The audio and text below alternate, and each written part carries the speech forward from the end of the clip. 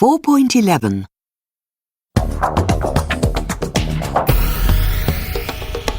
Good afternoon to all.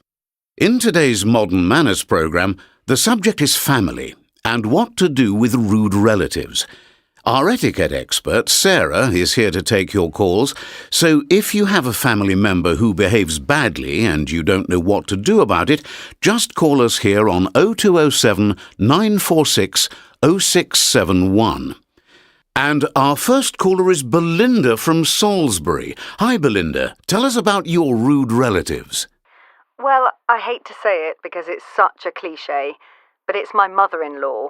She's a nice woman, don't get me wrong, and on the whole we get on well, but one thing she does, which I think is really rude, is that whenever she comes for a meal, she criticises my cooking. I'm not a professional, obviously, but I think I'm a pretty good cook, and it really annoys me, especially after I've spent hours making something really nice. OK, so Sarah, over to you. How should Belinda deal with her mother-in-law? Hi, Belinda. I know this won't be easy, but when she does this, I think you ought to be the one who behaves well. Stay calm, thank her as politely as possible for her advice, and change the subject.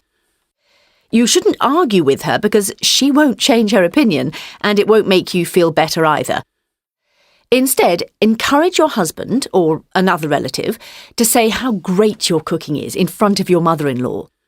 When she sees that her criticisms aren't having any effect and that everybody else loves your food, she'll either stop criticising or she'll start paying compliments herself. Thanks very much for that, Sarah. And our next caller is Damien from Sheffield. Hi, Damien.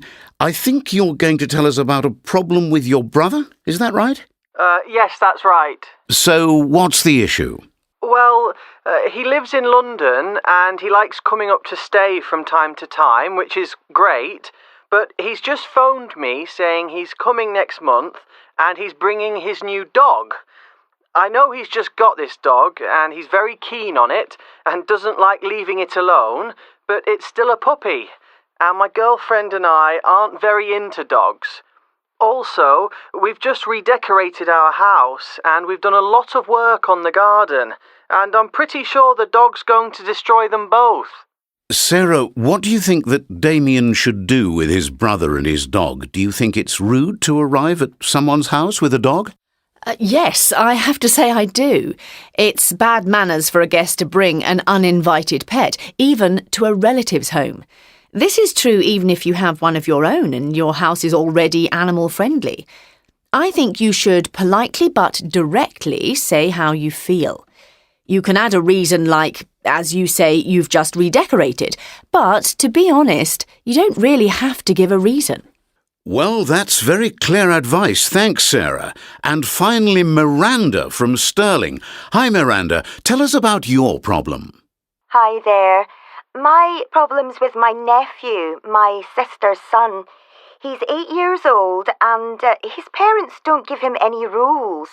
So he's really wild.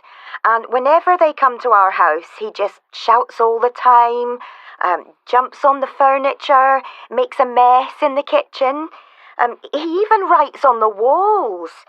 It's really exhausting, but my sister's very sensitive about me criticising her son, so generally I don't say anything. But I've reached the point where I'd almost prefer it if they didn't come round. Sarah, what should Miranda do with her nightmare nephew? You must speak to his parents before their next visit, or at least your sister. But instead of being critical, say how great it is that their son has so much energy and how much you love him, but then explain that he has to calm down a bit when he's visiting. And at the beginning of his next visit, welcome him, but give him some rules for your house.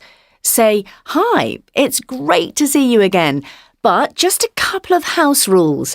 No jumping on the furniture, and if you want to draw, please use a piece of paper. You mustn't write on the walls." He won't mind, and in the long run, your sister will be grateful.